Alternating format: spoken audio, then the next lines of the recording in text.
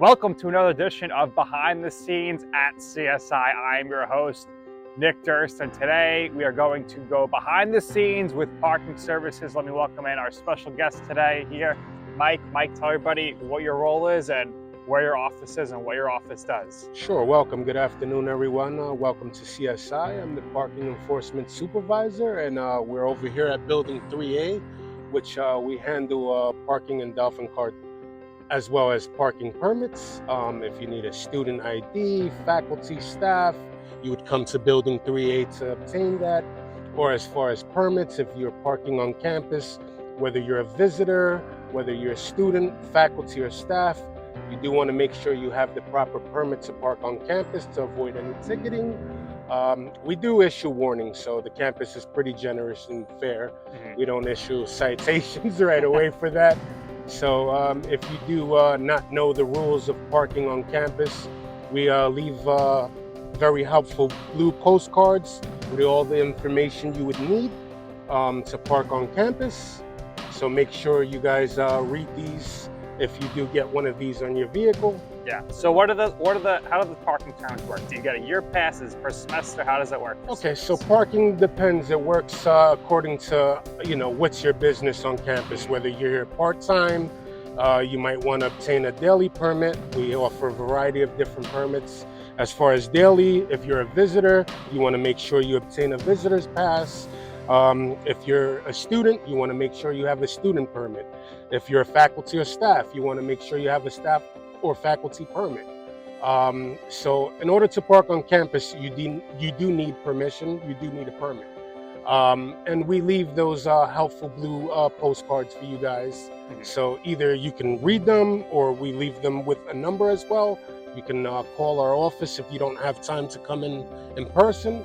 Just give us a call and we'll run you right through what you need to park on campus.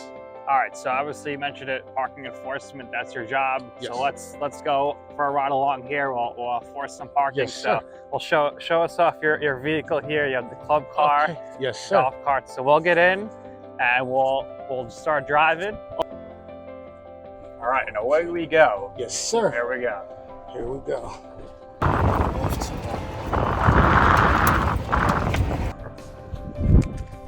All right, Mike, so we're here in the lot. Okay, so we're in staff lot 1, and here we're pretty much scanning vehicles to make sure that they have their permits, that they're complying with campus rules and policies, as well as students shouldn't be parked here in the staff lots. Please make sure if you're a student or you're a visitor, you park according to where you're permitted to park.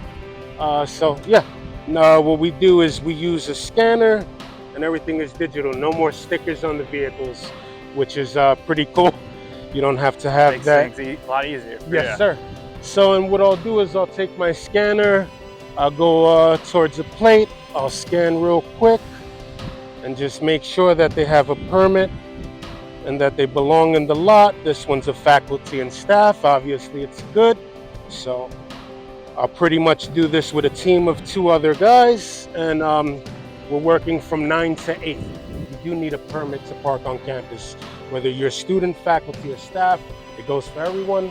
So here we go. We're at staff lot 1, and I'm going to be scanning a vehicle and checking to make sure that they have their permits and they're properly parked in their designated locations. So as we can see, okay, this vehicle has a warning from February 1st, 2024.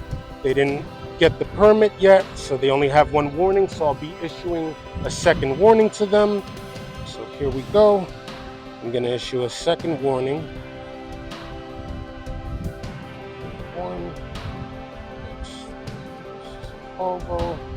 So I want to make sure that the license plate and the make of the vehicle is correct as far along with the lot that they're parked in. And I'm going to issue them a no active permit warning. No active permit, and I will be printing on my mobile printer. Here we go. So pretty much this is what the ticket would look like. You would get a warning here for no active permit, and we also leave you a courtesy postcard, which is one of these blue postcards. As you can see, we have our number and all the information you would need to obtain a parking permit on our campus. And then I would issue this respectfully to this vehicle right here on the windshield, and pretty much that's it. So we just make sure that, you know, the vehicle has the proper permit to park on campus. If you don't, like I said, we'll issue you the 2 warnings, and then we'll keep moving forward and just making sure that in this staff lot, there's only staff and faculty parked here. So it's very important that you pay attention to where you park at on campus.